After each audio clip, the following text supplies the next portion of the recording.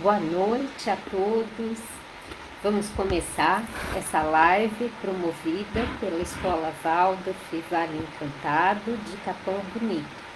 Eu sou a Paula Levi, sou professora Waldorf de primeiro setênio, trabalho com maternal Waldorf em uma escola aqui em São Paulo.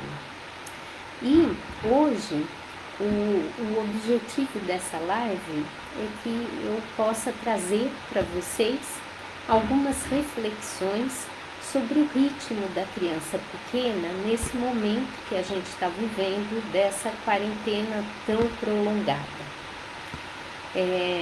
Então, para a gente começar, é importante eu delimitar que o foco dessa nossa conversa aqui vai ser a criança pequena, a criança que na pedagogia Waldorf a gente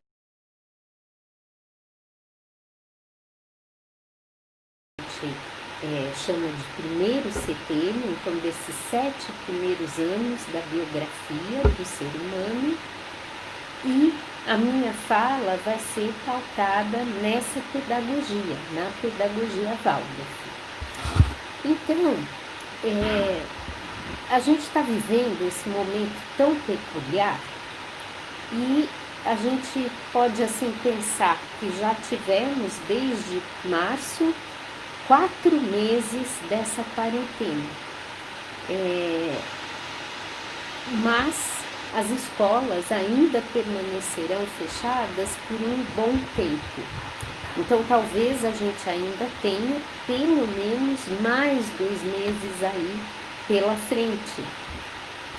E isso faz com que seja importante a gente ir tecendo, algumas reflexões, a gente, avaliar como que está sendo a vivência desse momento para a criança. Aquilo que deveria ter sido um momento de emergência para todos nós, né? Então, em função da pandemia,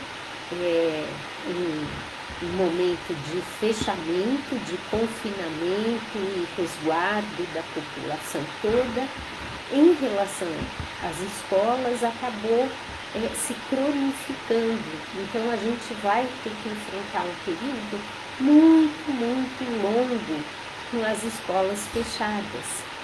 E por isso a tentativa de amparar os pais em relação às vivências que são possíveis dentro de casa, nesse contexto do lar. Para a gente começar, eu queria colocar um pouquinho para vocês, uma imagem do que é um jardim de infância Waldorf na vida de uma criança dessa faixa etária que a gente está aqui conversando. É importante para que a gente possa depois sentir o que a sua ausência, a ausência dessa oferta do jardim acarreta na vida da criança e o que é possível ser abarcado pelo lar. Então, primeiro, vamos parar um pouquinho e olhar para esse jardim de infância.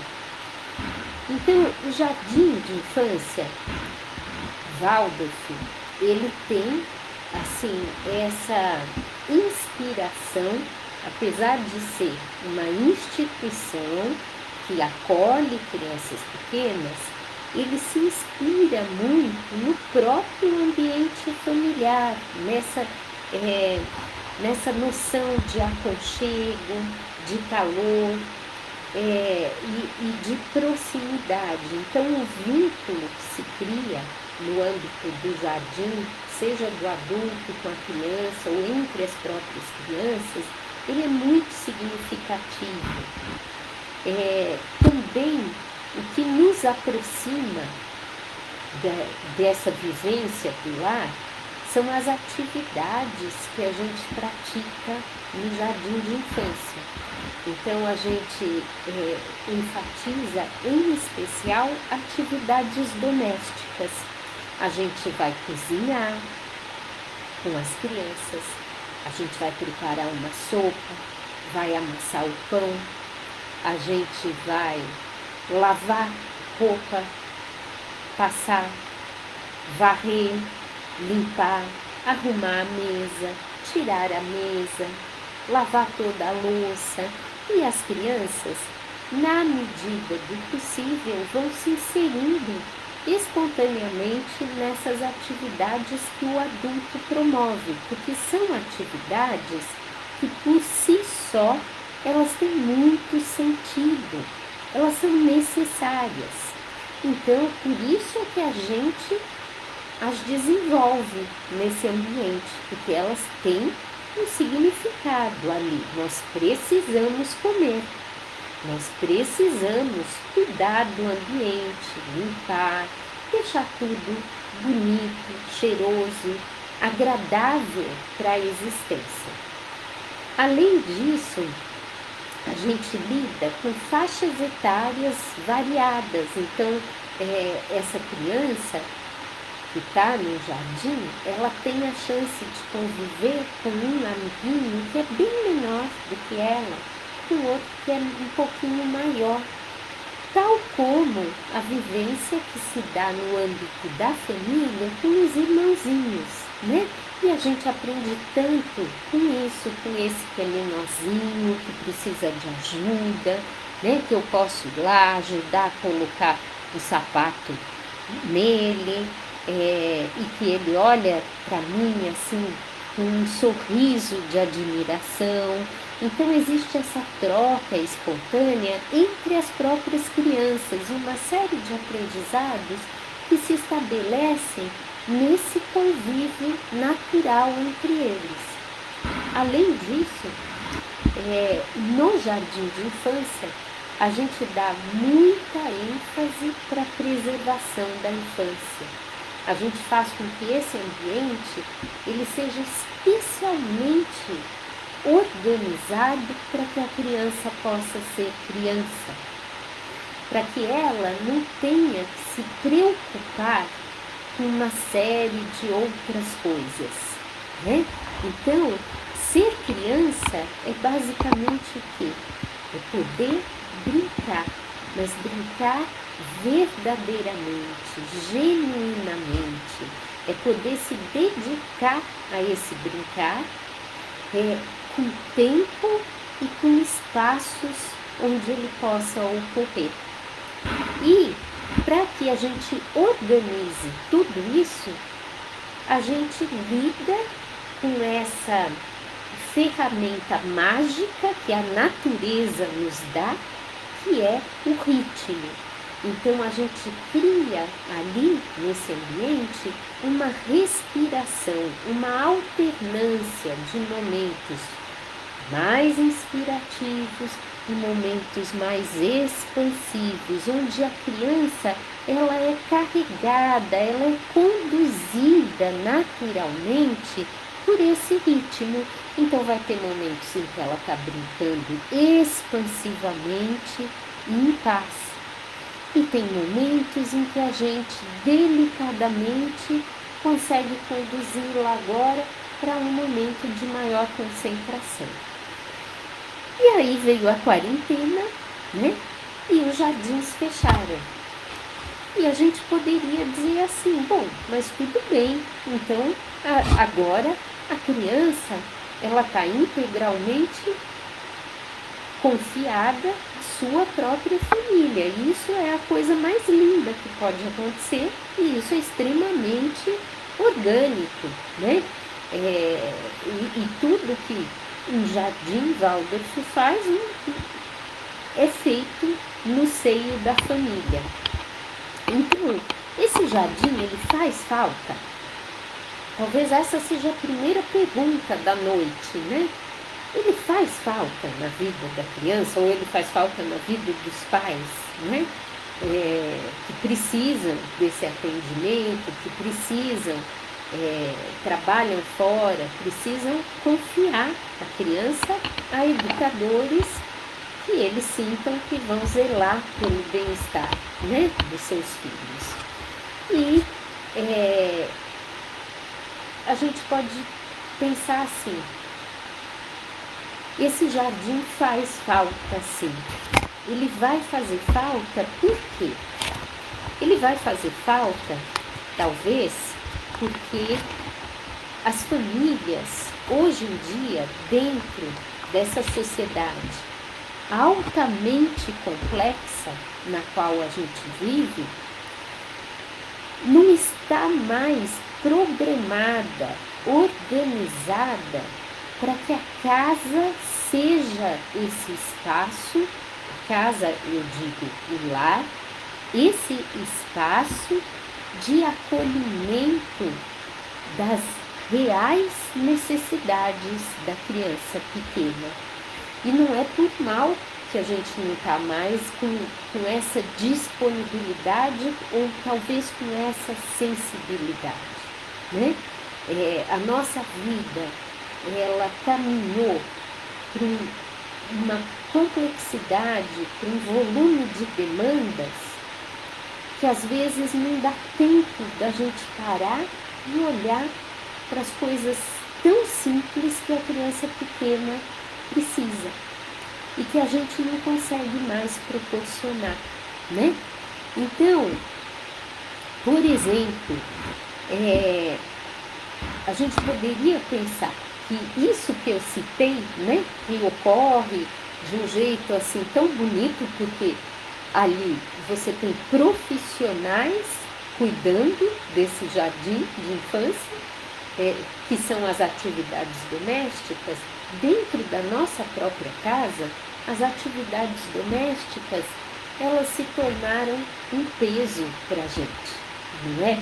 Elas normalmente se tornaram aquilo que não dá tempo da gente fazer direito, que nos sobrecarrega e que nos estressa. E que a gente está sempre tentando encontrar um jeito de simplificar, de terceirizar, e a gente lida mal com isso. Então, muitas vezes, no ambiente da casa, a gente quer aproveitar aquele tempinho em que a criança está dormindo para correr com essas atividades. Por quê? Porque quando a criança está junto, ela atrapalha, não é isso? Acho que muitos de vocês, muitos pais, já tiveram essa vivência. É mais rápido eu lavar a louça sem a criança junto. É mais rápido eu cozinhar deixando a criança fazendo outra coisa. E assim a gente vê que algo que é genuíno, que está ali intrinsecamente constituído no ambiente familiar, que são essas atividades de sustentação da vida diária, elas hoje se tornaram problemáticas, né? A gente também tem outros aspectos em relação a isso que eu estou chamando da complexidade da vida contemporânea. Não é só isso, não são só as atividades domésticas, né? Então, assim, graças a Deus que a gente tem uma máquina de lavar para poder apertar logo ali o botão, põe o sabão, fecha, aperta e ufa, né? Mas tem outras coisas. A gente trabalha muito. A maioria de nós, pode ser que você que está me ouvindo, que não seja o seu caso. Então, que bom. Eu estou tentando traçar um panorama, assim, tentando captar um pouquinho quais podem ser as questões mais pendentes que muitas famílias têm lidado. Então, para muitas famílias, de fato, o pai e a mãe trabalham e a gente vive, neste momento da quarentena, uma situação atípica, além do fechamento das escolas, que o trabalho se mudou para dentro de casa, não é? E a casa não estava programada, organizada para se tornar esse ambiente de trabalho. A outra coisa que hoje difere muito um espaço assim, escolar, instituído para cultivar a infância e oferecer para a criança aquilo que é um impulso saudável para o seu desenvolvimento, e o ambiente real do lar é que, mesmo esse ambiente tendo muito amor, ele está hoje impregnado por estímulos que talvez não sejam os estímulos mais adequados para a criança pequenininha. Então, o nosso lar hoje é um lar tecnológico. A gente tem computador, você que está me assistindo provavelmente tem, né? O computador, você tem o celular, você tem um tablet, você tem a TV, e tudo isso está ali e a criança está junto com você e o seu celular. E você não consegue colocar limites claros. E não tem problema que você não consiga. Eu também não consigo na minha casa. Eu consigo quando eu estou na escola. Entende? Então, olha isso, o que é um ambiente plenamente organizado para um determinado cultivo e o que é a nossa casa, onde existe todo o amor do mundo, mas também existem desafios. Se a gente está aqui pensando no que é realmente a necessidade de uma criança pequenininha. Então, já a gente vai chegar lá, vamos dar mais alguns passos.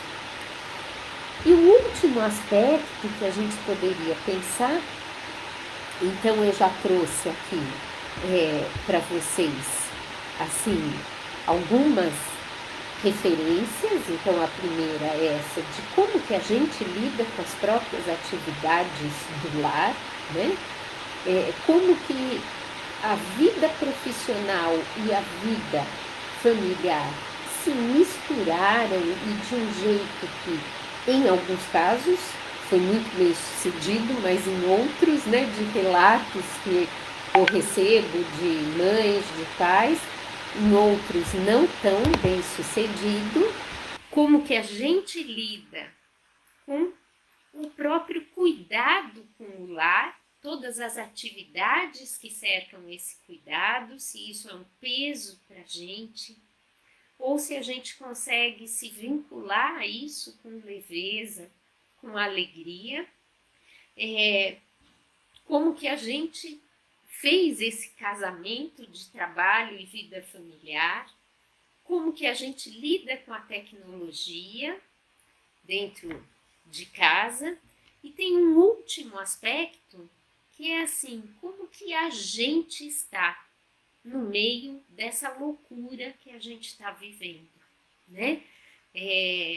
Então, a gente está vivendo um momento de muita angústia, um momento de incerteza, um momento de ansiedade. E isso também está atuando na criança pequena, não é? Então, é assim, se a gente levar tudo isso em conta, a gente pode pensar se dentro de casa a criança está tendo de fato o espaço que ela necessita, né? Mesmo que não seja um espaço físico, mas esse espaço de alma para ela ser criança, para ela brincar, para ela experimentar, para ela construir, para ela investigar, né? E se ela está tendo o tempo para que isso ocorra. E aí, a gente também pode, assim, tentar fazer uma retrospectiva e pensar que lá em fevereiro, quando as crianças estavam indo na escola, e não é que isso seja a salvação de tudo, mas apenas eu estou tentando caracterizar que a criança foi privada de um espaço que era dela, né? Que era dela, legítimo e que cumpria um papel na sua vida, né? Então, lá em fevereiro, a criança acordava cedo, não é? Ela acordava cedinho porque ela ia para a escola. Ela provavelmente tomava o café da manhã em família, era um momento de convívio, né? Com o papai, com a mamãe, os irmãos, arrumava a mochilinha e iam para a escola.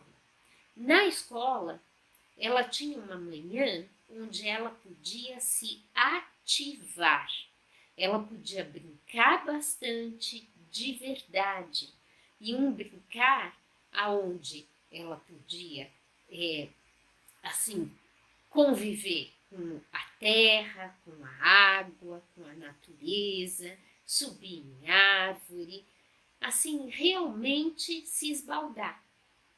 E ela também, lá na escola, ela tinha a chance de estabelecer essa vida social com outras crianças. Ela, ali, ela experimentava, ela construía brincadeiras junto, e isso é muito gostoso. Ela ajudava dentro das suas possibilidades. Todas essas atividades, elas estavam impregnando o ambiente, né? A preparação da comida, tudo isso. Então, ela estava ali vivendo isso. Quando a mãe chegava para buscar, ou o pai, a criança, ela já estava, vamos dizer assim, com um cansaço gostoso, um cansaço de quem curtiu muito essa manhã, de quem conseguiu se movimentar plenamente, acordar os seus braços, as suas perninhas, conseguiu aquecer o seu corpo, conseguiu sentir que está vivo. E aí, essa criancinha ia para casa e ela estava com fome, ela comia o seu almoço gostoso, né? E de tarde, assim como o sol vai declinando, também essa criança agora, ela começava a ter atividades um pouquinho mais serenas. Ela não precisava, claro que eu estou dando um exemplo clássico, né? Eu sei, mas meu filho, não, ele não para quieto, à tarde também era uma folia. Eu sei disso, eu estou tentando dar um exemplo assim clássico do que seria um dia a dia muito saudável e gostoso. Então, uma manhã onde essa criança brinca para valer, e onde à tarde, agora que ela já está aquecida, o sangue está circulando bem, né? Então, o ritmo tem muito a ver com respiração e circulação. Agora ela está bem alimentada, ela já consegue se entreter com um brincar ali, montando um brinquedo, um brincar um pouco mais sossegado, um pouco mais recolhido. Ela vai desenhar, ela vai pintar, ela vai fazer alguma coisa, mas que já pode estar mais contida nesse ambiente interno da casa. E assim, no final do dia, ela vai tomar um banho gostoso para relaxar e ela vai agora jantar, um jantarzinho leve, e quem sabe o pai vai contar uma linda história com essa criança já deitadinha na cama, vai dar um beijo, vai abençoar o filho e ele vai dormir. E vai dormir cedo, pleno e feliz. E aí, a gente tem essa situação que eu estou descrevendo, né, e que vocês estão vivendo, aonde o ritmo da vida da criança mudou. E mudou, e algo que eu tenho notado é que assim, as crianças passaram a acordar mais tarde, porque elas estão indo dormir mais tarde, porque já não existe nem sequer essa necessidade, né, do acordar cedo, e a criança está se desvinculando por motivos alheios a ela, à natureza, porque o natural para uma criança é acordar cedinho. E a mãe até prefere aquilo que eu falei, porque enquanto ele está dormindo, dá para eu correr com um monte de coisa que quando ele acorda aí já começa a bagunça, né? E o que a gente tem que ter a coragem de olhar para o nosso próprio caso, e cada um é que pode fazer, né, essa análise de como que está o ritmo da sua criança na sua casa e o quanto que dentro da nossa casa a gente está permitindo que ela brinque, ou o tempo inteiro a gente está preocupado com a sujeira, com o barulho, porque agora eu vou ter uma reunião, agora eu vou ter não sei o quê, agora eu preciso fazer um documento, agora eu tenho... Entende? Sempre os afazeres do adulto, eles são soberanos. E a criança, ela tem que ir se espremendo nas brechas, né? E aí, em muitas casas, o que eu tenho observado, né, é que assim, o que sobra para a criança poder fazer, que não atrapalha, que não suja, que não faz barulho, é assistir a TV, né? Claro que desde que não seja num volume tão alto, porque aí ele fica quieto e parado. Mas enquanto ele está ali quieto e parado, assistindo a TV, ele não está se ativando. O brincar aquece a criança de dentro para fora. E a TV vem de fora para dentro. E cai num vazio existencial ali dentro da criança, porque não é ela que está, de fato, plasmando aquilo tudo, criando. Ela está engolindo aquilo que chega até ela. E aí ela vai ficando inquieta, porque ela precisa se ativar.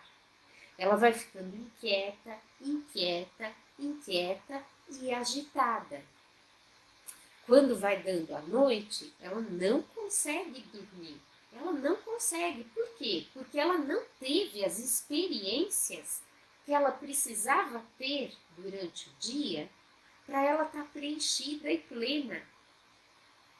E aí a gente começa um movimento, então tudo eu estou assim, exagerando apenas para caracterizar, né, determinados aspectos, mas a criança, ela começa a incomodar, a tentar abrir outras brechas para ela poder fazer aquilo que ela necessita, que é experimentar, que é brincar, e, e ela vai se agitando. Então a gente chama a criança e dá uma bronca. Ou a gente chama a criança e vai conversar com ela, porque ela está mal educada, porque ela está mal criada, porque assim não dá. E aí a gente começa um processo sutil, subliminar, que é esse de pedir para ela deixar de ser criança, para ela crescer rápido, porque está incomodando ser criança. Vocês estão entendendo? Então, olha só o círculo vicioso que pode se instaurar, né? Se a gente não estiver atento, se a gente não parar em algum momento e prestar atenção como foi a qualidade desses 4 meses. Claro que pode ter sido ótimo, e se foi ótima, que bom, né? A gente só pode parabenizar. E com certeza para algumas famílias foi ótimo. Também tem famílias que relatam isso. Nossa, a gente se redescobriu. Agora as refeições estão tão gostosas, porque a gente está todo mundo junto, né? E podendo conversar. Então eu sei que há ganhos. A minha intenção aqui é apenas trazer, assim, esse alerta para que a gente também tenha coragem de olhar o que ainda precisa de um ajuste fino e que a gente tenha a coragem de ir lá ajustar, né? Esses pontos que podem ainda estar gerando atritos. Normalmente, quando a criança está de férias, surge uma frouxidão no ritmo. É normal quando está de férias, isso que eu citei, está vindo dormir um pouquinho mais tarde, principalmente férias de verão, né? Eu não estou assim tão preocupada com o ritmo, mas porque é férias. Exatamente, mas agora não é. Agora não é. Agora está longo demais. E a criança precisa desse chão firme, né? Ela precisa desse ritmo que permita a ela ser criança. Então, olhem só, gente. Eu me propus a falar de ritmo. E aí vocês podem estar um pouco confusos, né? Porque para alguns pais podem falar assim, não, mas a minha casa tem ritmo, tem a hora de almoçar, a hora de tomar banho e tem até a hora de dormir, que eu estou ali lutando para manter. Mas não é isso que é ritmo, né? Ritmo é como que a gente consegue dosar a respiração da vida da criança. Se a sua casa tem um monte de horários, então você se esmerou para conseguir ter uma rotina, né, com tudo muito bem marcado. Mas independente da gente ter horário para tudo, a respiração pode ser sufocante para a criança. A respiração do dia a dia pode asfixiar. Por quê? Porque ela não encontra as brechas, os espaços, os tempos para ela exercer aquilo que ela precisa exercer, que é o ser criança. Então, como que eu olho para este ritmo, para esta respiração? Como que é a música que eu imprimo na vida do meu filho? Ritmo tem muito a ver com música. E será que essa música está bonita, está gostosa? Que ela embala a criança? Ou ela acorda a criança o tempo inteiro? Né? Então, a gente tem que tomar esse cuidado de lapidar, de realmente, assim, estar atento para fazer os ajustes. Mas Paula, já foram 4 meses, está um caos, eu não sei, não tem problema. Nunca é tarde. E a criança, ela responde de um jeito maravilhoso a qualquer passo que o adulto dá no sentido de uma transformação verdadeira. Então, é assim, não desista, tente, né? Ainda a gente poderia pensar que eu deixei lá atrás um ponto em aberto, né, que eu falei, depois a gente conversa disso, que é como vocês estão.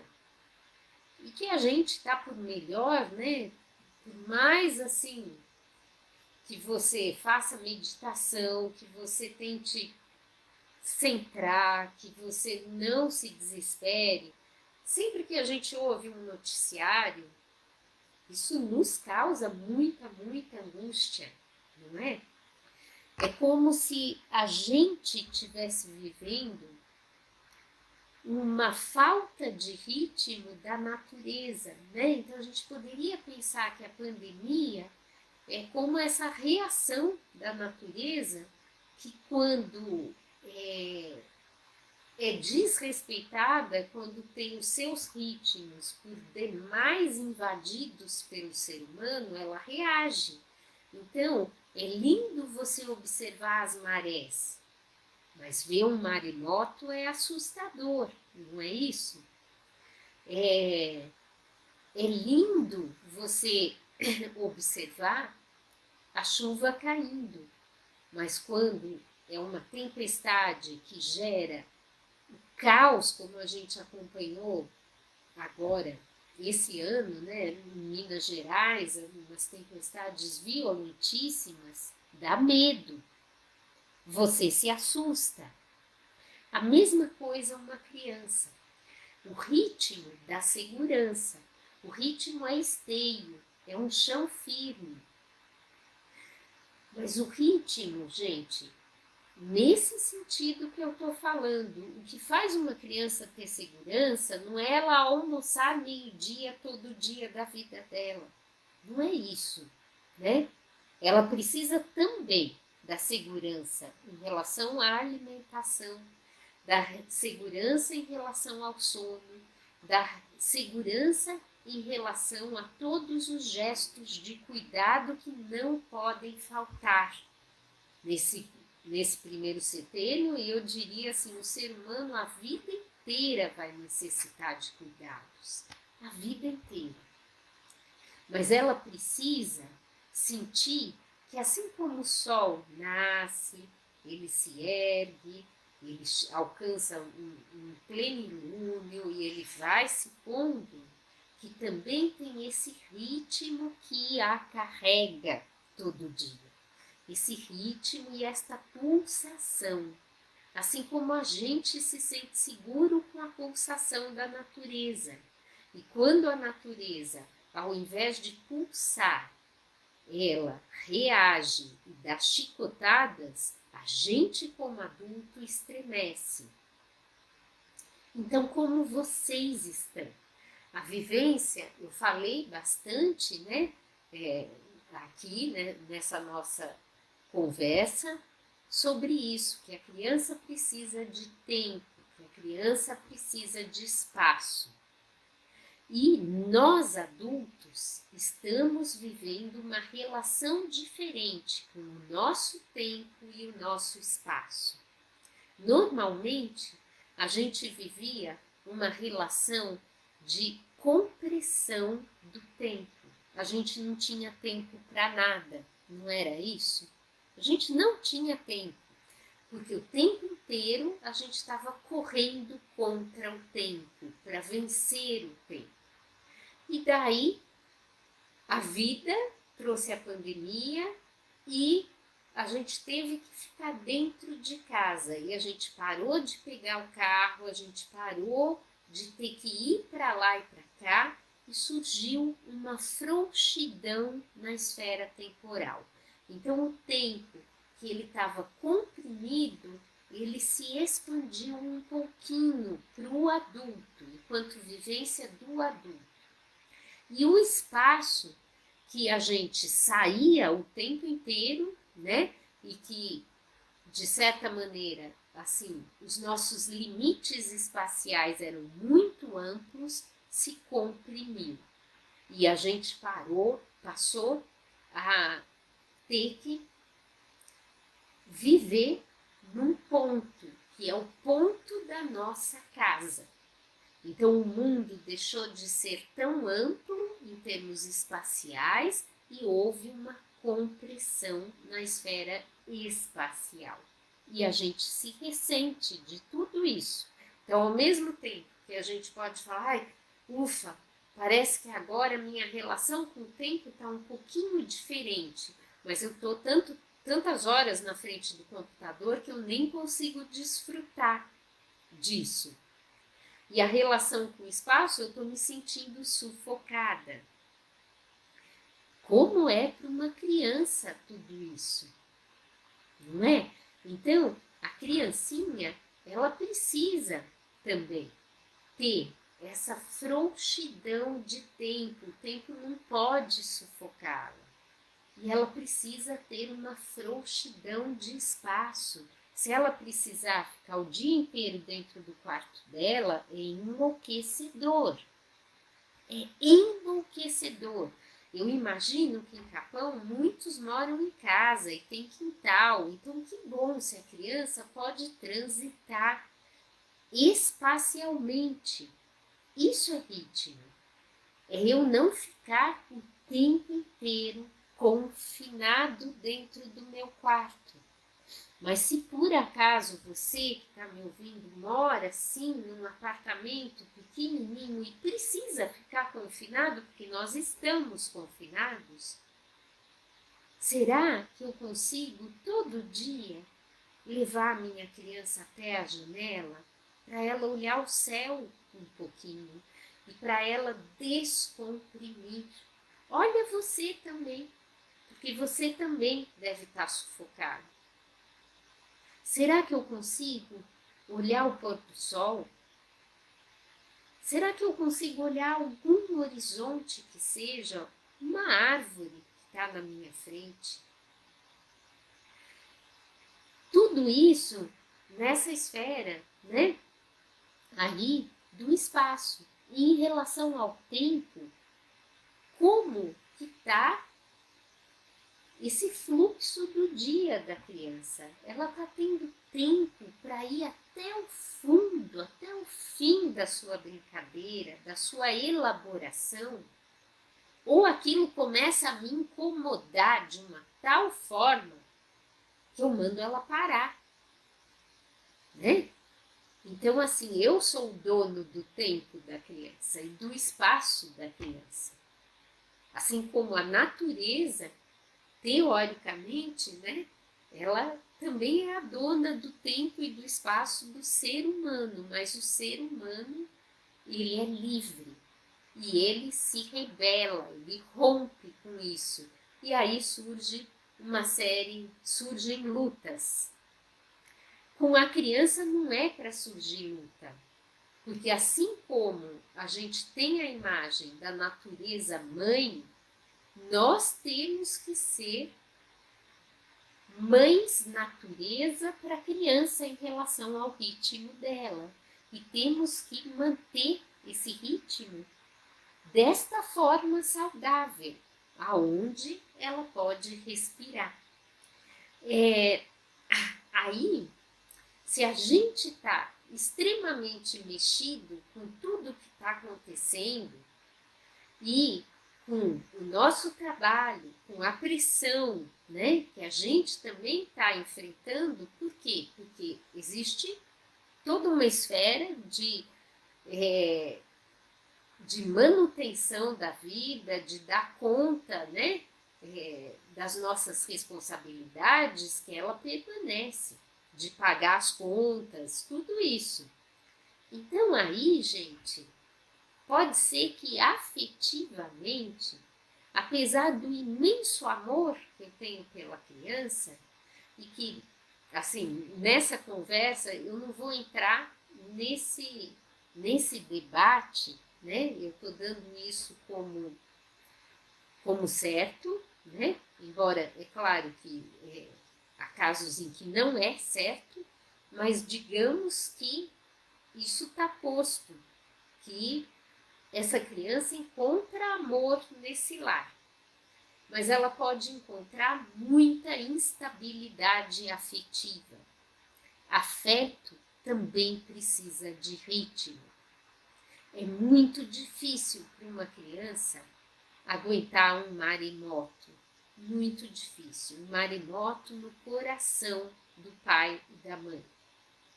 E na quarentena, com esse convívio intenso, aonde a gente não tem, nós como adultos, um momento que é só nosso, que é só pra gente, né? Que você pode assim, ai, ufa, vou me recarregar. E a criança pequena, ela demanda, ela está o tempo inteiro perto, ela quer conviver, ela quer acompanhar o que você está fazendo, porque ela acha isso extremamente lindo e ela quer imitar você. Você, em alguns momentos, quer ela longe, surgem essas instabilidades afetivas. E aí a gente explode com a criança. E depois a gente se arrepende. E vai lá e tenta compensar. E tenta ser super legal, e encher de beijos e abraços, e falar eu te amo, eu te amo, eu te amo, né? E aí a criança fica assim, entende? Isso, vamos dizer, que é uma respiração que está adoecida, porque não dá para ela viver o tempo inteiro essas polaridades tão extremas no âmbito do afeto. Isso deixa ela insegura e ritmo traz segurança, traz chão firme, traz certezas. Então, como que a gente pode fazer para que haja essa estabilidade na vida das relações? Então, na vida das relações, no âmbito temporal e no âmbito espacial. E se a gente conseguir cercar tudo isso, a gente vai estar oferecendo algo muito especial para a criança. E aí, eu me atrevo até a dizer, ela não precisa do jardim de infância. Ela não precisa, né? Porque o jardim, ele existe para suprir isso. E se isso está sendo oferecido, bom, ela está plena e ela está completa. Ela está atendida naquilo que ela necessita. Se a gente olhar para a natureza e observar uma sementinha que cai ali na beira de um penhasco, aonde vento sopra furiosamente, aonde há uma instabilidade de chuvas, há tempestades, aonde o solo fica seco por muitos dias, depois vem uma chuva violenta, essa sementinha ela vai se desenvolver, ela consegue, se ela for muito, muito resiliente, ela consegue se desenvolver, mas ela vai ter que lutar muito, muito, muito. E talvez essa mesma sementinha, se ela cai no solo, que dá estabilidade, que dá nutrientes, que tem uma umidade gostosa e estável o tempo inteiro, ela consegue se desenvolver e atingir a sua plenitude. Enquanto a outra ali na beira do penhasco, ela talvez vá se desenvolver, mas com mais fragilidade. Então, tudo isso dá para a gente carregar e ir pensando, assim como elementos, né, para refletir, para avaliar como que está essa qualidade de vida da criancinha no nosso lar. O que a gente efetivamente está conseguindo oferecer, o que a gente não está. E não precisa ter vergonha, né? Você vive nesse mundo desafiador, né? E a gente sabe que cada um de nós está tendo que carregar assim o mundo nas costas, né? Cada um de nós. Então, como que a gente tem essa coragem e essa humildade de olhar e olhar com clareza, sem tentar pôr um óculos cor-de-rosa né, e fugir um pouquinho. E aí, gente, para a gente ir finalizando, eu queria, assim, só contar para vocês uma história que o Rubem Alves, ele reconta de um jeito bem bonito, talvez alguns até conheçam de outras fontes, e que ele diz assim, que um homem, ele ia caminhando feliz por uma floresta, quando de repente ele escutou um rugido terrível. Era um leão. E ele se assustou muito, ele teve medo e ele começou a correr. E ele correu, correu, correu, mas a floresta era muito fechada e ele não conseguiu ver que, correndo, ele acabou se lançando num precipício. E ele, desesperado, conseguiu aí na queda se agarrar a uma raiz de uma árvore que saía pela terra. E ele ficou ali, pendurado sobre o abismo. Um leão lá em cima e ele se equilibrando, agarrado a essa raiz dessa árvore. E assim ele ficou. Mas de repente ele olhou para frente. E quando ele olhou para frente, qual não foi a sua surpresa ao ver na parede do precipício um pé de morangos. E ali tinha um morango muito vermelhinho, um morango bem gordo. E ele conseguiu esticar sua mão e colheu esse morango e levou até a sua boca e saboreou carinhosamente esse morango.